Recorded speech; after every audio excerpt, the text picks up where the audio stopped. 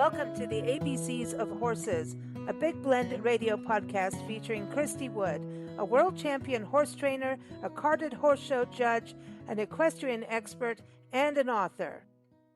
So welcome, everyone. Today we are very thrilled to announce that we have done the entire A to Z of the ABCs of horses. That is all put as volume 1 in the digital podcast magazine, ABCs of Horses, which is linked in the episode notes. You can also find it on bigblendmediahouse.com. And we're excited because now we get to start volume 2. And as we launch our new website, bigblendmediahouse.com, we are sitting down with our Big Blend radio experts like Christy Wood, world champion horse trainer, author, writer on the Chief Joseph Trail. We're just sitting down and having these really fun conversations, and we're going to start up our next round of the ABCs, so on volume 2. So today we're going to sit down and ask Christy 10 fun questions. Are you ready, Christy? And how cool is it that we've actually created an entire volume? We've done the whole it's been round. wonderful. It's been wonderful to get through the whole alphabet. Gosh, I wish it would have been this easy when I was in grammar school. I know, I was going to say, wouldn't we like to go back to all our teachers and say, see, look what we did. Yeah, We did it with all your expertise. And I don't think you can ever really run out of things, because even if we revisit things, which we've done, I've got to look. I mean, what we've done over the years, we've done Zoomies is what we ended up on the whole thing, right? Which is fun. Yes. But we started out, before we get to the 10 questions, we do want to do a little recap of what we started with and just go through it a little bit.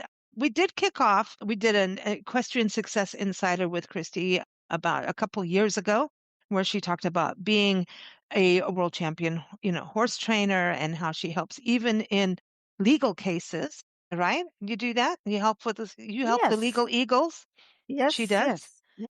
Yeah, you're a judge. You do all kinds of things. So I'll walk into a courtroom as a legal expert concerning cases that involve horses and people and a few mishaps that happen along the way. But when you say judge, just clarify that I'm a horse show judge, so I don't sit behind the bench in the courtroom as a judge. She doesn't want to wear one of those big gowns because she's normally in jeans and cowboy boots. Right. And a hat. Don't forget the hat when you're out in the sunshine, right? So, but then we really started off too talking about the ABCs of Horses podcast, but also the Chief Joseph Trail Ride, which you are really about to get going on. And this is 13-year progressive trail ride where each ride loosely follows the Nez Perce, the Chief Joseph's Trail, really, which is where the Nez Perce were trying to escape the cavalry. But this is a 13-year progressive trail ride where it's 10 days each time. Did I get that right yet? Well, it's not 10 days. It's actually 5 days. It might encompass 10 days because it takes me sometimes 2 or 3 days just to get to the ride, and 2 to 3 days or 4 days, depending on where it's located, to get home. So we actually ride Monday through Friday and try to cover a 100-mile section of the historic Nez Perce Trail. So you said I thought the word you just said a few minutes ago was you loosely follow. Yes and no. We try to be as accurate as we can to follow the historic. It is now on it's a registry. It's a registered ride. Registered historic trail, excuse me. And we followed as closely as possible. What changes once in a while is landowners will change, the land will change hands, and sometimes the landowners have improved property or cross fencing, and it makes it difficult to actually follow the trail when it crosses private land. And then we work with the National Park Service as well. So yes, we follow as closely as possible. And then once in a while, yes, we have to get loosely following just to go around a lot. We had that happen in the 13 years prior that I rode this. We actually came upon a gate that had been locked for 100 years. So that was a little difficult to get that unlocked, and it was, we had to go around that. So those things happen.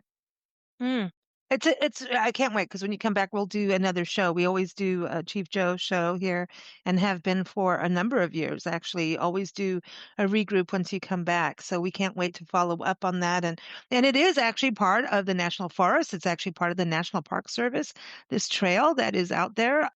But what you're doing with the horses is a little bit different than what we can do as we get in our cars. Right. And I've actually been to the grave of Chief Joseph. When we were out there, I went with Nancy and I did a pet sit in Joseph, Oregon, St. Joseph, Oregon. That was so awesome. Yes. Awesome. And I thought we were talking to someone in Joseph, Oregon. I just saw it because of the name Joseph, and this is your fault. We took this sit and we drove through an ice storm. There were avalanche warnings. And Nancy and I were going, what are we doing? But we got there and we had the most, oh my gosh, these mountains are incredibly beautiful. Yes, they are. And the sunsets, the sunrises. I mean, it was worth every bit. There were bald eagles everywhere. I mean, everywhere. But we did go and hiked in the ice up to his grave. It's not a big deal at all, but when you don't have the right shoes on, it can be. Not that I was wearing high heels. Actually, high heels might have done better. But got up to his resting place and I was like, yes.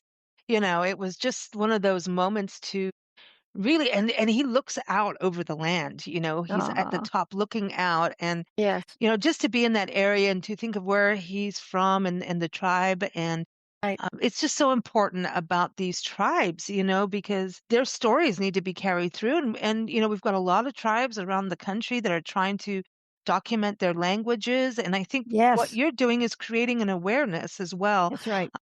It's a beautiful thing because you also ride with members of the tribe, right? And some of his descendants, correct? And descendants of Chief Joseph, yes. Yes. Gives me chills, like good chills, teary-eyed good chills, So we'll be catching up with Christy in a couple months on that when she gets back. We do have A coming up next month, and that is on agility and action. Ooh, because we want to be agile with our horses, and we want them to be agile, right? Yes, we do.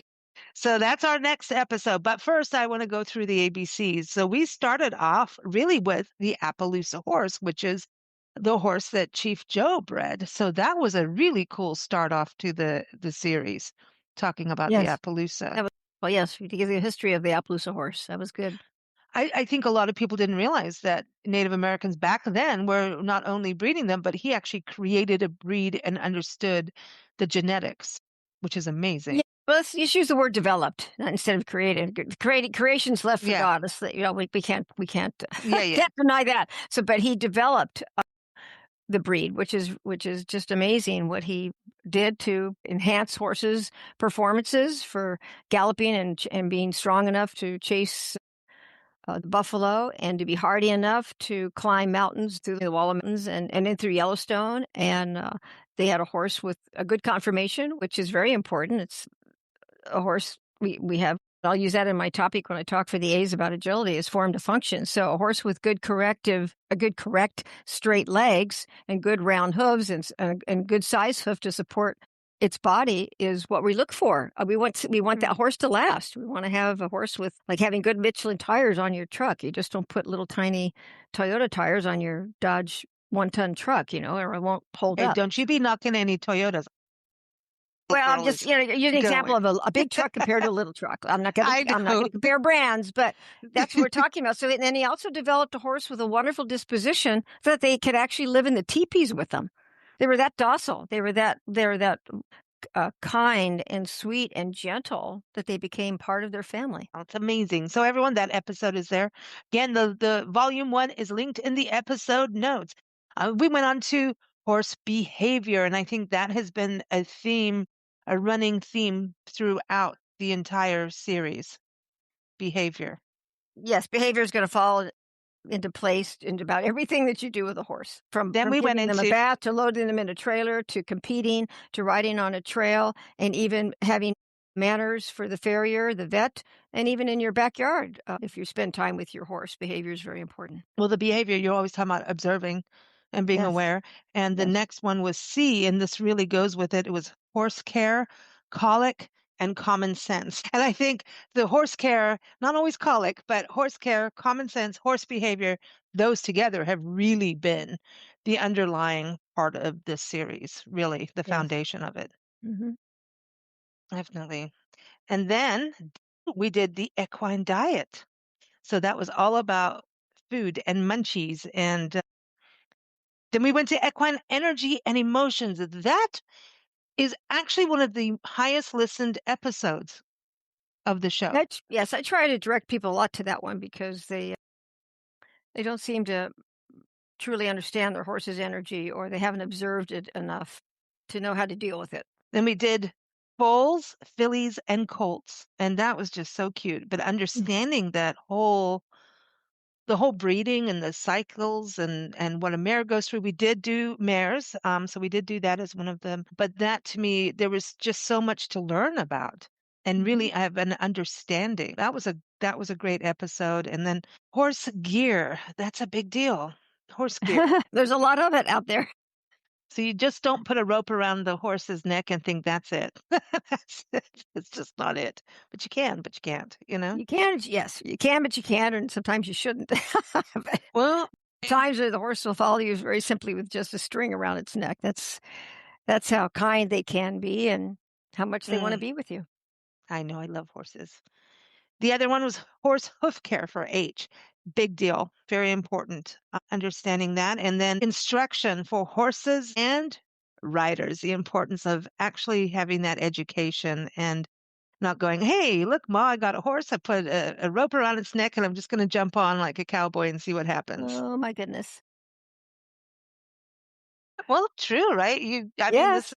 The instruction is important. And then we got to know what it's like to be a judge. And you did like an insider of being a horse judge for those. And you gave like specific for those interested in making that part of their career, resume. So I thought that was really interesting for people to learn about. And then the other one was kicking and communication. And I remember you said you wanted to talk about kicking, and every part of me went, oh, no, please, we're not going to start kicking horses. Of course not. I know Christy. Christy is so about safety and compatibility and, care, right? So that was really an interesting episode. I learned a lot, and I know our audience did. Good. Can you tell people you're not kicking the horses, though? Can you just tell? It's just for everyone listening. It's an encouragement. It's an encouraging move from your leg. How's that? Perfect. So thank you. Yes. It's okay. Yes. The other one that was very important for Elle was lunging your horse. Oh, yes. And that was a lesson of communication, I thought, pretty much with that episode. And then the beauty one that we talked about was caring for mares. Understanding and caring for mares. That was a wonderful and beautiful episode. And, just it kind of reminds us of how we want to take care of our women in our lives, right? Whether they're human or horse, what they go through. So I thought that was a beautiful episode. The other one that was fun is, what is your horse saying? Yes, the sounds that they make. Yes. I love that one. It was fun. It's like learning another language. There's so many different sounds and tempos and frequencies that a horse can make, and they all mean something. You know what's fun is looking at all the images from the podcast and in the magazine. I have learned, putting all of this together as a producer's side, all the different faces horses make. Now, of course, as a little girl, I always talk about, I had my walls covered with horse posters and pictures out of magazines. I mean, it was, all those calendars, everything. But they always do the pretty looks. But there's all these other looks too. Horses yawning, yes, smiling. Yep. Reacting to an unusual odor. Yes. Well, we did that for Q too. The quirky nature of horses. That was a fun one to put together and do. Oh, you did over fences and the Olympics. That was some interesting history in there too. Yeah, it's actually kind of interesting, this whole series.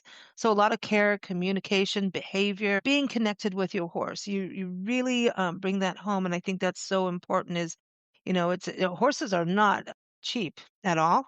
Caring for them is not, but the reinforcement of creating that bond with your horse. And at least they also have a responsibility. If you're going to buy a horse, take a horse, receive a horse, rescue a horse, whatever the case may be, that's to me, they're a gift from God, and God has given us the power to be their stewards and to take good care of them. So the more knowledge you have of taking care of an animal, who obviously can take care sometimes by their own out in the wild, but as the world changes and your horses aren't wild in the neighborhoods anymore in Southern California or San Francisco or just wherever you're going to be, we need to take good care of them. So we need to change, we've changed their natural habitat, let's put it that way. And we just have to be good stewards. We need to make them comfortable in a more confined area and monitor how they feel, monitor their energy, and just monitor everything about them to make them comfortable. Mm-hmm. And at the same time have rules, right? And that's the important thing. So like we talk about, the same thing as kids. You teach them not to burn their hands on the stove. And if something happens on a ride and you've already set up that, communication through lunging and instruction, then you both know what to do if something occurs. Like if you're on a trail and a rattlesnake comes out or something, Well, animals are very comfortable with boundaries. They're actually more secure with a routine and knowing where the boundaries are. That's very, very important. With Yeah. horses, they just really, truly don't understand or don't or analyze how strong they are. They're not really, they don't think past what they need to do to survive. And thank goodness they don't realize how much power they have. That's why the That's true. boundaries Now, and lessons and the training is so important so that we can enjoy each other without that little fear factor of going, oh my gosh, I'm sitting on a 1,200-pound powder cake. that is that is kind of big. Well, then Yeah. you've got pony horses, so let's not leave them out. I thought that was No. actually one of my favorite episodes, the pony horse. They're the educators. The pony horses are the educators to the other horses. It's wonderful. The teachers. Yes. Mhm. And we have a photo on the actual podcast side of you riding. It's you with a pony horse in the ocean. Well, Yes. not out to sea, but like on the beach, right? So Yes. is that an Appaloosa? I'm not quite sure which picture you're looking at. You're riding a white horse and then White horse. Oh, yes. The white horse is an Appaloosa. Yes. Yes. okay. Yes.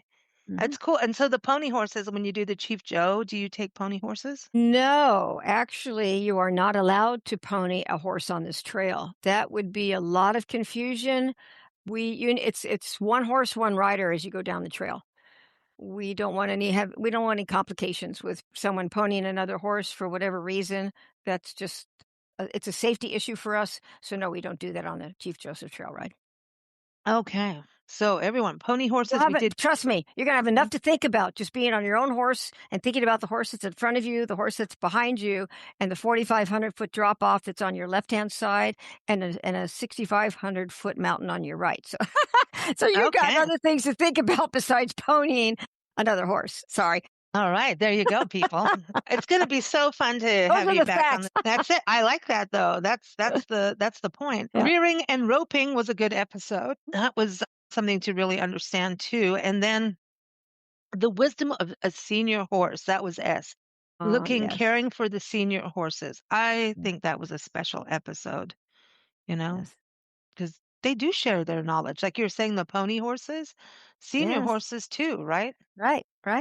Seniors in any capacity, human seniors, senior dogs. I mean, there's so much valuable lessons that can be learned from something that's lived longer than you. I guess that's the best way to say it. The other one that was really popular, and I can imagine because, you get a horse, whether you got a bunch of horses or it's your first time getting a horse, one thing is to get the horse to wherever it's going to live, it has to be in a trailer. If you're going to show, you're going to put them in a trailer.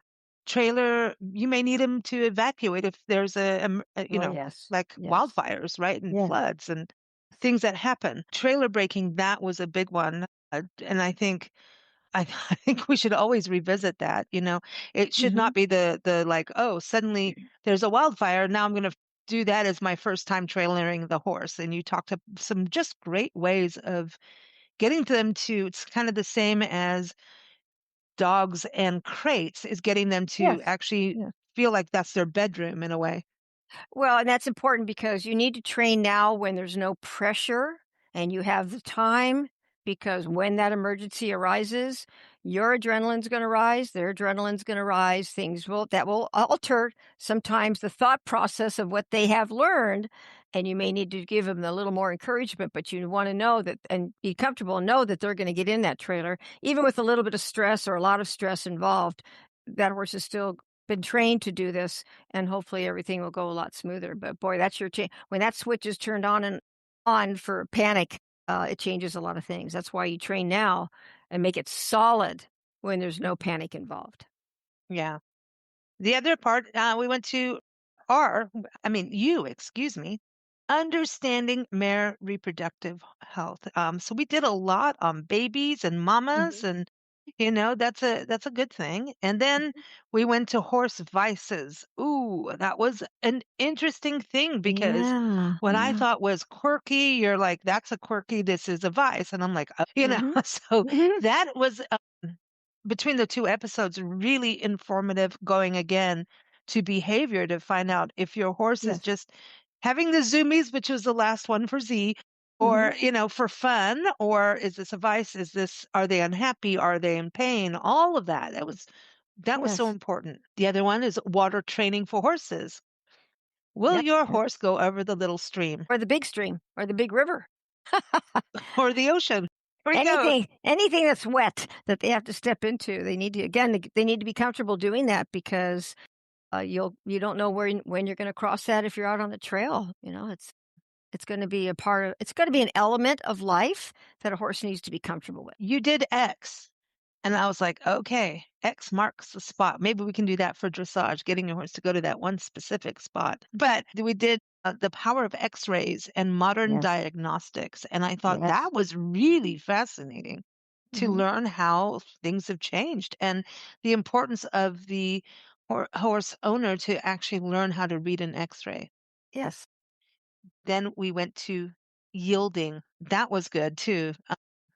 It's a little bit different than the car, but kind of similar, but it's where basically both have to be aware, right? Yes. Good stuff, Christy. You did all that. Thanks. Well, you helped me, Lisa. Well, I'm Thanks for just here asking. to ask the stupid questions. And then Christy goes, They, no, there's they no aren't stupid stupid. question. Aren't See? stupid. If you can formulate a question, if there's a thought in your mind, then that means there's got to be an answer out there for that. And So you're that's thinking. then See? you need to seek those people that can help you with that. There's going to be an answer. There's no such Now, thing as a I'm so stupid question. glad you said Question. there's no stupid questions because now I'm about to ask you 10 stupid questions. Yeah, I got more. Maybe I should get a phone call halfway through this podcast. No, this is going to be so much fun. Okay, so, all right, this is just loosey-goosey stuff. It's just, we just want to know Christy a little bit better. All right, so first one is, what do you think is your spirit animal? Well, there's no doubt it's going to be the horse, but the dog comes in a very close second. That is so fascinating. Do you know how many people horse is my spirit animal, or a frog? We've just gone through the 4th of July weekend as we record this, and America 250. I mean, we get to celebrate this for until next year, right? And I think the horse is a symbol of independence. Do you think Oh, that yes. resonates with you? Yes, definitely. We need to thank all the former horses in our past history that have helped settle the West, literally, help win wars and help save people, help free people. Horses that were involved in all of it. Yeah, a ton of things. We should do a show on that horse history. like, I think we're going to find the alphabet as we're doing this little interview today. I know, I know. Now, I know you work really hard. You're teaching, you're judging, you're traveling, you're doing horse care all the time. And, and then you've got doggies too. Mhm. And so what I want to know is what do you do that makes you happy to just take a break? Well, if I was nearby and had the time to do that, I'd love to go just lay on the beach somewhere. But that just doesn't happen. And honestly, people ask me that all the time because I'm so much involved with horses that really, if I have a spare hour to to do something relaxing, I would just saddle my horse and go trail ride. I just love being in the mountains. I like crossing the water. I like being away from the public and the city and the busyness of life. And there's nothing better than to sit on the back of a horse and look at the trees and smell the dirt and the dust and look at the blue sky and look at the horizon. I love looking at mountains. I'm looking at one right now while I talk to you, and the contrast of that beautiful mountain with the blue sky. So Mm, there's places that we can go on horseback that nobody else can go. mm. And so, yes, I do horses for a living, and I train them to perform in horse shows. And even I'm getting quite a few horses ready for the Chief Joe this year. This has been an interesting couple of months. But for my time, my quiet time is really on the back of my own horse, out I in the like middle it. of nowhere with nobody around. Now, if you were going to take over someone's house, it could be Buckingham Palace, it could be, y- anyone's house. It could be a castle, cathedral, it could be just some famous estate. I don't know. Could be, a cabin in the woods that you love. But you could take over someone's house. They could have stables, They might have Corvettes. I know you like Corvettes. We know that. Oh, yes. I My thought of fourth you, it was one. Corvette Day the other day, and I was like, Yes. it was, But if you could take over someone's house, who would it be? You get to take it over for a weekend. You could be like Nancy and I pet sit or horse sit. Whose house are you taking over, or what Oh, house? that's very easy. I would take over Ronald Reagan's ranch in San Diego. Because it's got it all. He's out in the middle. That ranch is out in the middle of nowhere. There's nobody around, and lots of trails to ride, and the stables are right there. And it's a very small little Spanish home, so wouldn't be a lot of cleaning and dusting you'd have to do. It's very quaint, very relaxing. There's even a pond there. Beautiful, beautiful place. Okay, the next one is you are gifted $1 million. And this is part of it. We have our Big Blend Media House. So everyone, bigblendmediahouse.com. You can go search and read articles, listen to podcasts by your interest, or you can tour the virtual house, which is what we're busy building. So when you go in there, not everything is the way you think it's going to be yet, because this is just a work in progress. We say pixel by pixel, And as we build this virtual house, yes, we're going to have an outdoor area. We're going to have stables. We'll get to all that with Christine in a little bit. But when you go to the stables, you can listen to the ABCs of Horses podcast, you see. If you go in the music room, you'll be able to, play instruments or listen to music podcasts. But we also have a gifting room that we're building, because some people have gift wrapping rooms where they sit and wrap gifts. So yeah, so we're going to have one of those because we also like to go shopping. Huh? People like to shop. And by the way, you can shop, Christy, if you go up to Sequoia National Park. Christy and her husband have a little store that they run with books and gifts and all of that good stuff. So if you go to wdnhorse.com, you'll see what I'm talking about. Thank you, Lisa. But so we have the gift wrapping room, but we also realized when we think about shopping and gifting, we need to look at what are we doing for others. And so in our garden, our backyard, we're going to have what's called our giving tree. And I know that you've raised money for veterans having an all-terrain wheelchairs. You're also currently involved in another veterans cause. Yes, I But am. what would you do with $1 million to make things better in the world? Well, you could give it all in one big swoop to cancer research, which would be wonderful. But it'd be nice to spread it out a little bit. I'm still very grateful to veterans. I just don't know how to say it. It takes my heart. It really grabs at my heart. What our veterans have done for us. We're sitting here in a free country talking about anything we want to talk about because one man and several men and women have put on the uniform and are standing out there on the front lines for us. And they are ready, whether we're in an active war or not. They enter the military to protect this country that they love, which I love, and the freedoms that all of us are enjoying. We should never really forget that. So with that being said, I am going to mention the new charity, a new nonprofit that I'm supporting. That's called Honor Flight, that takes veterans that have served and have left the military. They do it in a progression of all the wars from the beginning to current wars. But right now they're honoring the World War II veterans. Very few of them are left right now, and so now they're honoring the Vietnam veterans, which need to have some honor because that was a very difficult time in our country. So Honor Flight takes them back to Washington, D.C. They get to see all their memorials. They are treated with the highest respect. 4-star generals come out and actually shake their hand and salute them. And it's just an amazing event. Everybody should look that up. There's probably one in your area. I think there's 150 chapters across the United States. So just look up Honor Flight in your area and you'll know what it's all about. And whether you give them $1 million or not, the best thing you can give them is love and the honor and respect. When they fly back into your local airport, you need to be there to cheer them and give them the thank you that they never got when they left the military in the first place. That's awesome. That's awesome. So your $1 million is going to veterans and to cancer research. Yes. Perfect. Perfect. Now, what is a bucket list item that you are actively working on coming to fruition between now and the next 3 to 5 years? I've been so blessed, Lisa. I don't know if I really have a bucket list. I think I've done everything I've wanted to do. I've worked hard to do everything I've wanted to do.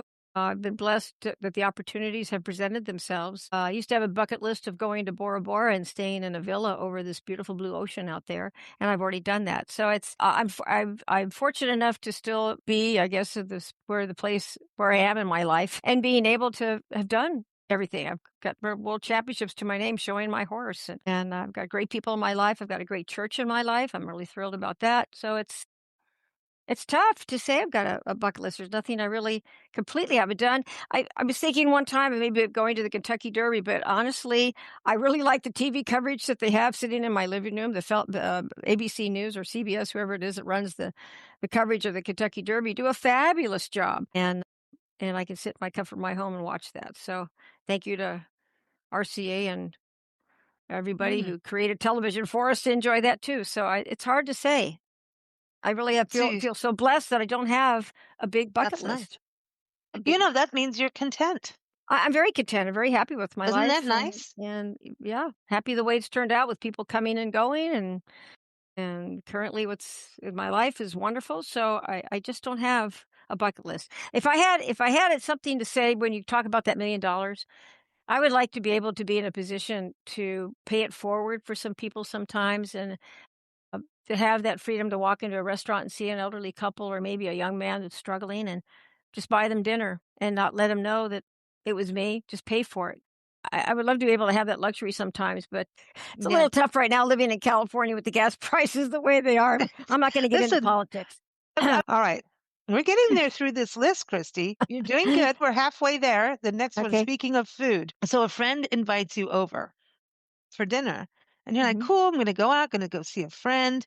And maybe you've been there before, maybe not.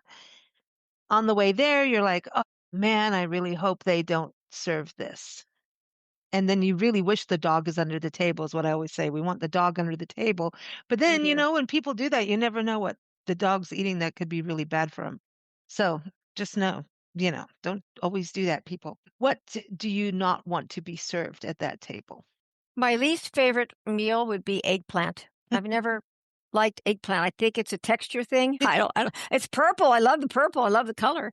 Yeah. But my mother liked eggplant, and I never could understand why. But no, I don't like eggplant, and I can't eat onions. Onions just what? Onions would probably put me in the emergency room. I don't digest them well, so I stay away from them. Wow. Yeah. You're the first one on both, I think. I don't think we've had an onions one. We've had granola as a no-no. Oh, I like granola. It's like eating horse grain. Not that I do that all the time, but you eat the horse food. I used to do that. It's like I'd have my oats every day too, just like my horse. I always tasted the dog kibble when I was a kid. I was like, let's see if this is good for dog. Oh gosh. I know. I ate horse food too. The hay was a little dry. Horse pellets. You could, anyway. Yeah, yeah, that's good. What do you want to be served? Well, I enjoy a good ribeye steak. There you go. And that's the only cut that I really like. I don't like the other cuts. Ribeye is really the most tender, and except prime rib would be close. I mean, prime rib actually is a ribeye, I think, just a larger portion of it. So I like tender meat. Okay, so now in our Big Blend Media House, we do have a music room, a game room. We have a wine cellar, of course, and a speakeasy. I know you're not going to hang out there. No. But we do have in the game room a karaoke machine. What is your karaoke song? And have you sung karaoke before? In a way, yes. Yes. Oh gosh, I wish I knew the name of the song. It's at Christmas time, and it's an old time song and there's a little cartoon that used to come out with that song of Santa and his reindeer singing it. It's a Merry Christmas song that I kind of like. It's kind of fun. So I'll carry. No, it's not Rudolph. I'll karaoke a few Christmas songs, but that's about all. I don't do it any other time except maybe at Christmas time. Okay, well now we know. I didn't know if you would or not, but this is cool. Christmas is my favorite holiday. All right. What do you think aliens really look like? I told you I'd ask silly questions or stupid ones, but I just think it's kind of everybody has a different thing. When you hear the word alien, what is the first image? I really think that if they're out there, I think that they're going to look very similar to us in form. They might have larger heads because if they're out there, I think they've got a little more intelligence than we do. So their cranial might be a little bit bigger. It's hard to say. I don't know if they'll be clothed or if they just sort of be in spirit form. I don't know.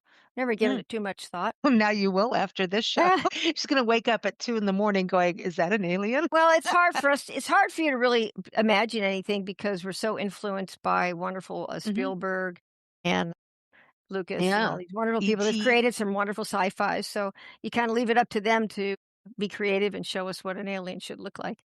Or Mel Brooks. I like the Mel Brooks aliens best. Okay, there you go. There you go. Happy birthday, Mel Brooks. He just turned 100 years old.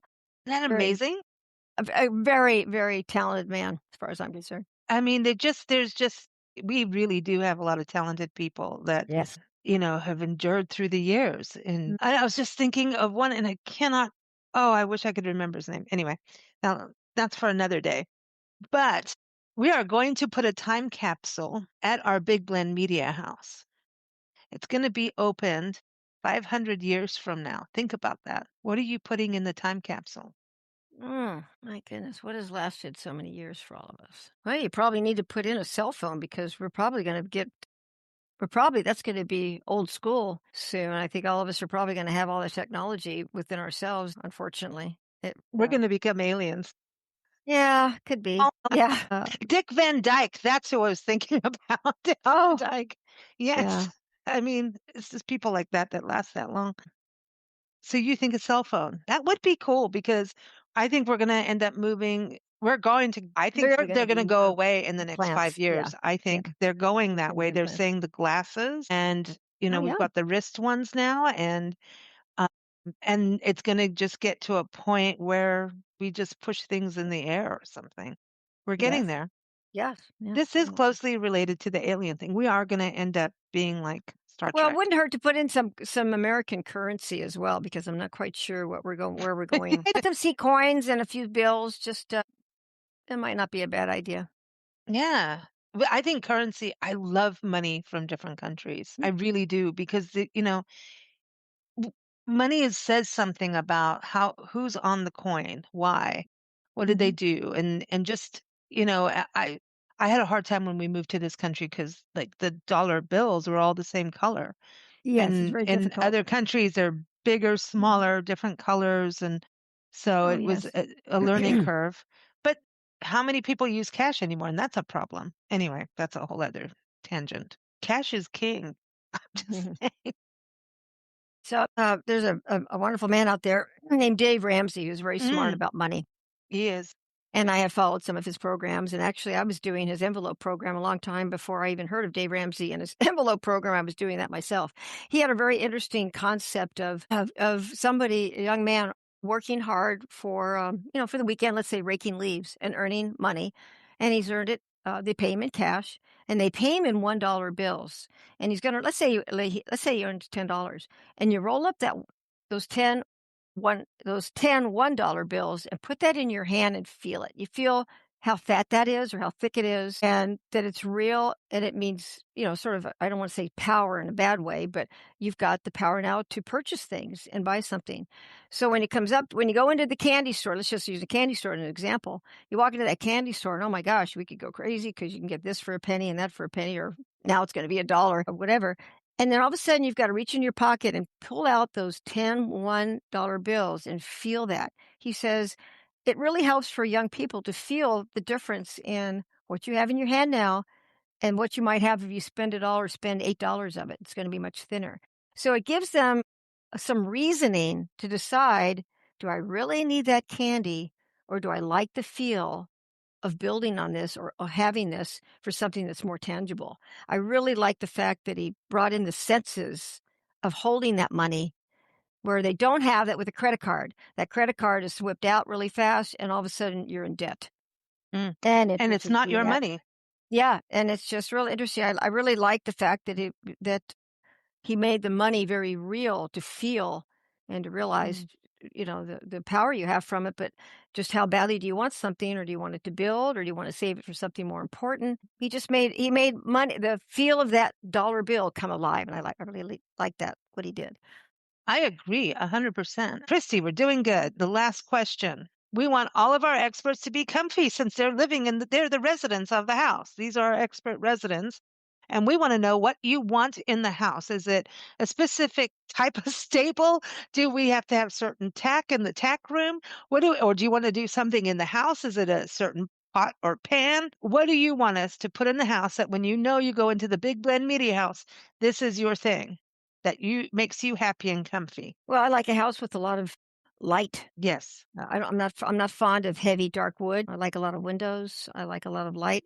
I actually like to bring the outside in, so I like a lot of plants because I like the outside so much, and I love enjoying and sharing that the look of a plant and watering a plant and watching it grow. So I like that inside as well. But for my and that would be for me. But for my horses in a barn, I would always love to treat my horses to double-sized stalls. So if the standard stall is 12 by 12, I would want a stall 24 by 24 and bedded almost 8 to 10 inches thick in shavings so they'd be soft and comfortable.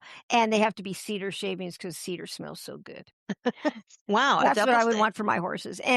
And I don't want the stalls to be completely enclosed with bars. They have to have, if there's a barn door is usually a door that has a bottom and a top. That top door would be open all the time. They have to be able to stick their head out and look down the aisle and look around. And the horses need windows as well. They are an animal that's been raised out in nature. They need to see nature. They need to experience it. You need to bring that outside, inside for your horses, just like I do for myself. Wow. You go. I like this. This is just like, the difference between sleeping on a twin bed or a king size bed. It is. Well, if you share your bed with dogs, you need a king size bed. Everybody needs a king size bed. We laugh about it. Our bed is called the Scotty King. Yeah, exactly. Because it's not exactly. It's if you share with animals, it is not your bed. And That's actually, right. I have been basically pushed to the corner by a cat on a king size bed. I believe it. And they Cats do it. They way. start pushing you through the middle of the night. And I'm like, what are you doing? Purr, purr, purr. And I'm like, what are you doing? How does this cat have dominance over a king size bed? Because they do. But it makes us happy. So that's a good thing. I love this. Christy, thank you for playing. And now I'm gonna watch Mel Brooks now tonight. Oh my gosh. Yeah, watch all of his movies. They're just wonderful. So creative. So he's a legend. He really is. Yes. Well, get her books, Hoofprints Across Time, A Trail Ride to Remember. We were talking about the Chief Joseph Trail. That is her latest book, and that really is a memoir of riding the trail, but also gives you this amazing history and in a beautiful way. It's so well written. Christy can really write. And that's just it's a beautiful, she's got a talent there besides horses and dogs. She's got that talent. So looking forward to launching volume 2 with you, Christy. Thank you so much. Thank you, Lisa. I've enjoyed it. The questions weren't too bad. Yeah, I know. I told you it wasn't going to be that bad. It was a lot of fun. Thank you, listeners. Thank you, everyone. Thank you for listening to Big Blend Radio's ABCs of Horses featuring Christy Wood. You can keep up with Christy and learn more about her services and her books by going to her website, wdnhorse.com. Keep up with Big Blend Radio at bigblendradio.com.